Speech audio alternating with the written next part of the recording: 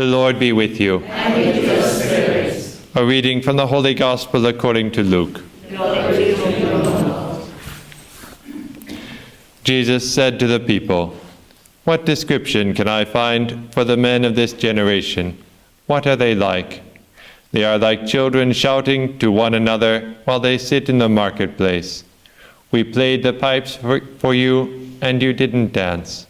We sang dirges, and you wouldn't cry.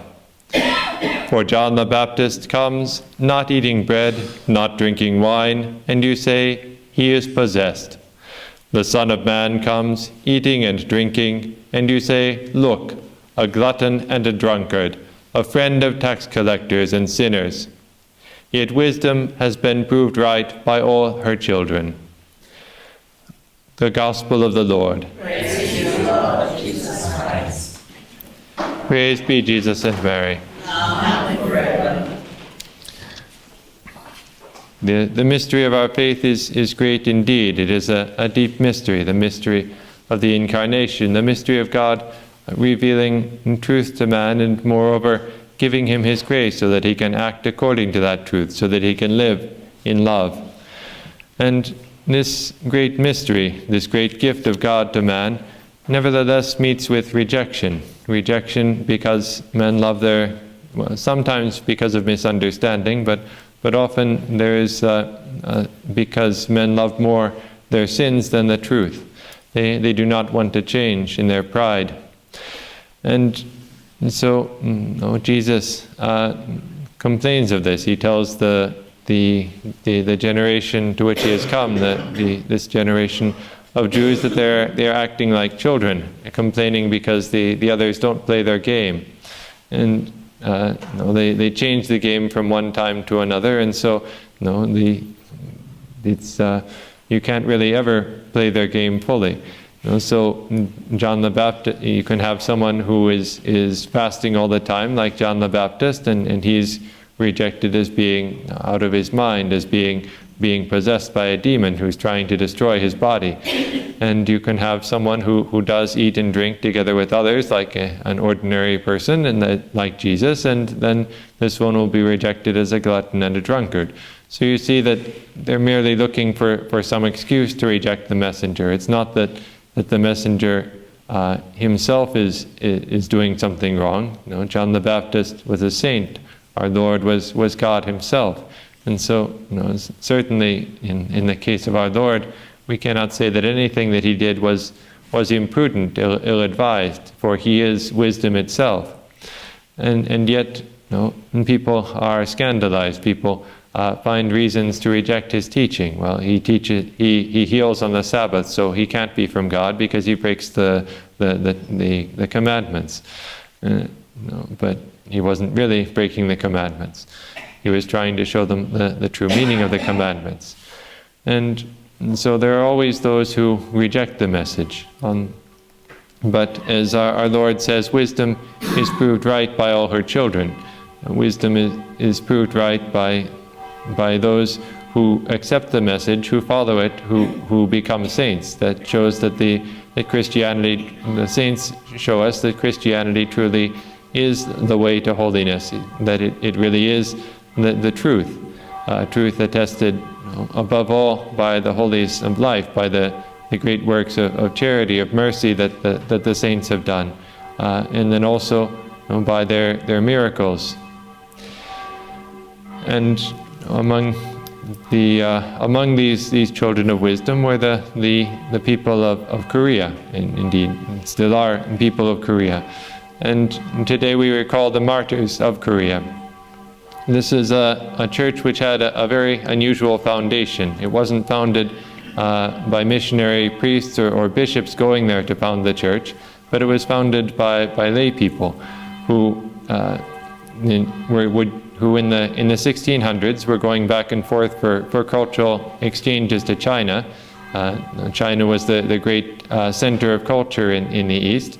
And so they would go to China to learn more about culture, to study, and would bring back this knowledge. And in their trip to Peking, at one point they found the gospel, and they came back with a book of Matteo Ricci, which explained Christian doctrine in Chinese.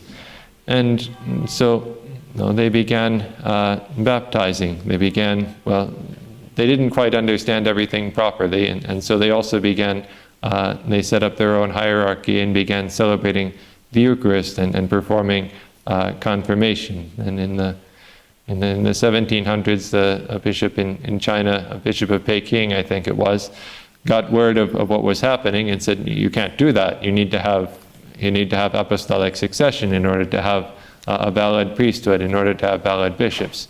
And so they said, "Well, send us a priest." And so he sent a Chinese priest, and for some years they had the ministry of this Chinese priest before he was killed. And then in the 1800s, and then finally Western missionaries came and put the church on a more secure footing.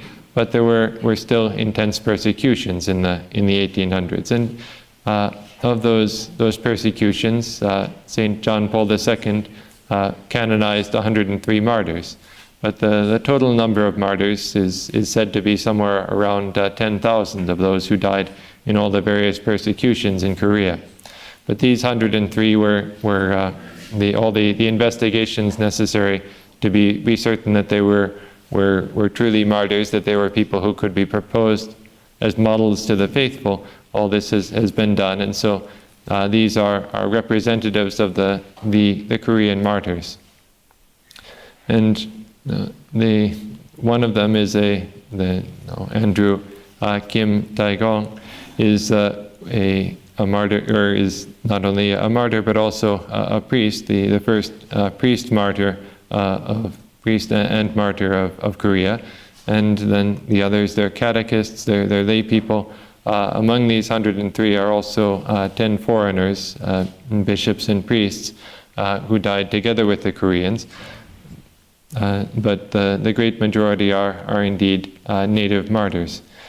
And among them there are all sorts of stories. The people who, some knew that their martyrdom was coming, that knew that it had to come sooner or later. They'd seen it happen to others. Perhaps this would be the case, especially for the priest or for the foreign missionaries, that they knew that it was likely that sooner or later they would be captured and put to death. Others, perhaps it was more of a surprise for them, and they died in all sorts of different ways, subjected to different tortures. There is among them even one who yielded under torture, who apostatized, abandoned the Christian faith, and then, but then when he was released, reconsidered, repented, and went back again, and then wound up being tortured to death. They bear witness by their death to the value of the Catholic faith, that it is something worth even dying for, something worth more than our life. It is worth more to us to be united to God forever than to live comfortably here on earth. And this is a truth which the martyrs bear witness to in a dramatic way, but which we must live day by day, loving more charity, loving more the grace of God than our convenience, and therefore making sacrifices, obviously at least those sacrifices necessary to avoid sins when we find ourselves in a situation where we must choose between sinning and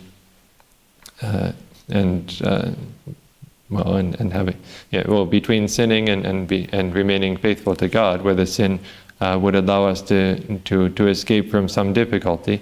No, we can't do that. We must be faithful to our Lord, and that He may be faithful to us, that He may reward us for our faithfulness. And then also, besides this, some voluntary sacrifices, penances are useful both to make reparation for our past sins and also to prepare us to be strong when we need to make these difficult choices between a sin that will enable us to escape some difficulty and the faithfulness to God, which will cost us. We'll be more able to do that if we have habituated ourselves to sacrifice for love of God.